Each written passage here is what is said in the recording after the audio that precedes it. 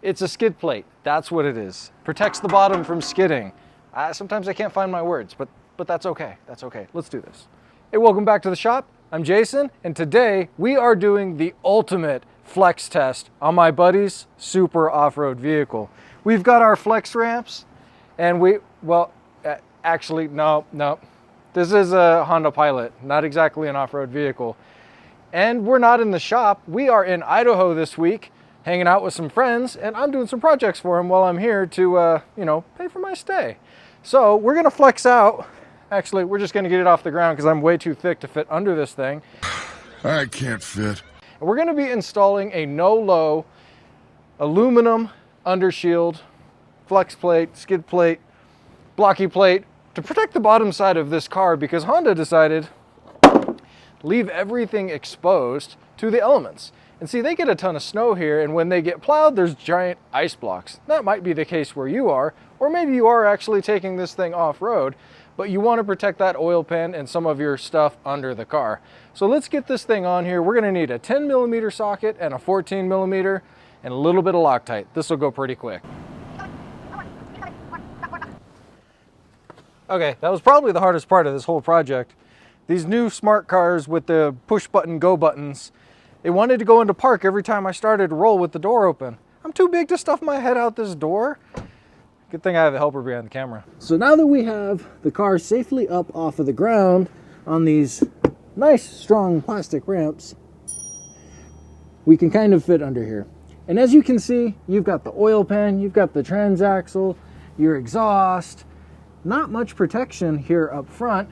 There is a small skid plate there that looks to be stamped steel. Let's squeeze in there. Yep, stamped steel. That's not going to do anything for all of your componentry here. So what we're going to be doing is pulling these 4 bolts out up front. Then our skid plate will mount to the front here, and these 2 corner bolts here and here, we have longer bolts for the rear and a spacer to fit in there. So we're going to start with these bolts up front. These are the 10s. So these are regular bolts, and this bottom piece of the plastic skid plate is going to stay, but these are really short. Okay. So we have longer bolts. Oh, so you're replacing them. To fit in there, yeah. So that it can go through the hole.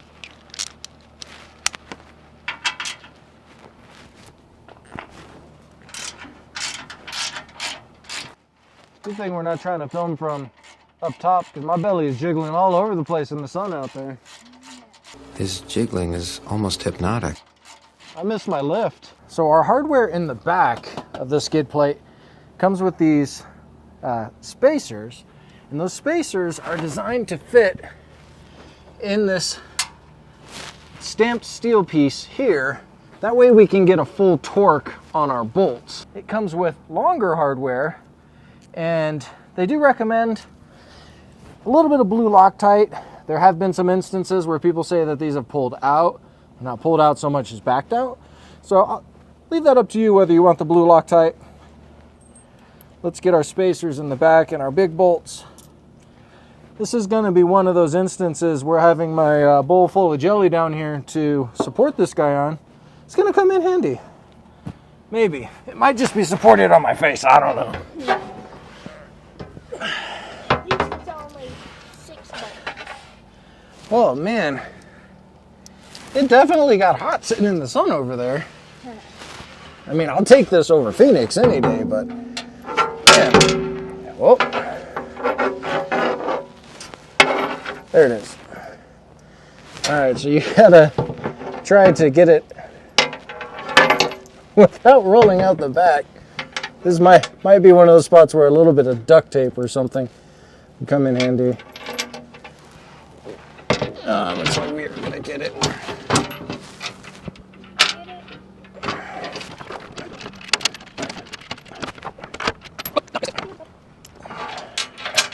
This is one of those spots where it's really important that you don't get too hasty and throw an impact on here because it's giving you so much trouble, and then strip out the captive nut on the backside. That would make for a real bummer of an afternoon. So get your rear bolts just threaded, and you got to locate the front ones.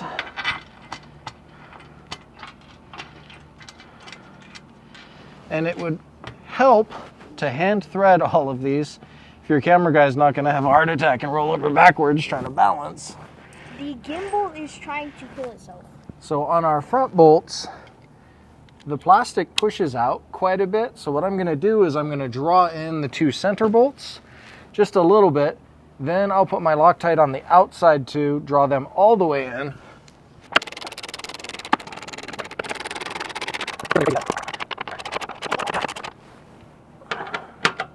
Oh, my forearm cramped.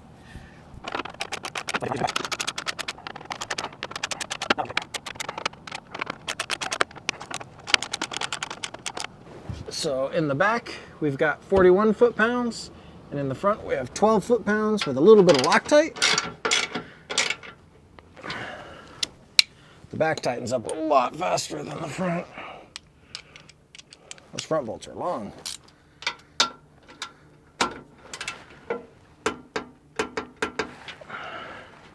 Not wet work. Yeah, I could feel we were close. Okay. How many times is it not wet work? Well, that depends how OCD crazy you are. I like 3 clicks. Some people like 1 click, some people like 2 clicks. Some people will go back afterwards and check a click again. That's me.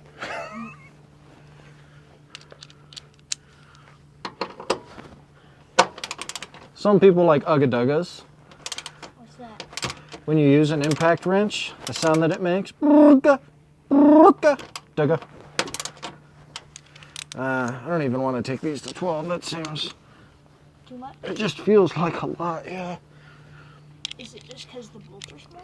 Well, the bolts are small, which 12 would be fine for an M10, but you're just compressing all this plastic back there so much. I'm going to take these to a feel. And they have Loctite. Yeah. As you tighten one, the other ones get loose because it's pulling everything in tight.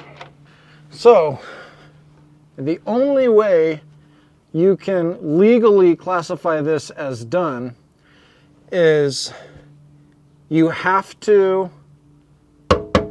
yep, that's not going anywhere. That's the key right there. If you don't slap it and say that it's not going anywhere, it's going to fall off, almost guaranteed. So, maybe even with both hands, give it double spank. Yep, it's not going anywhere.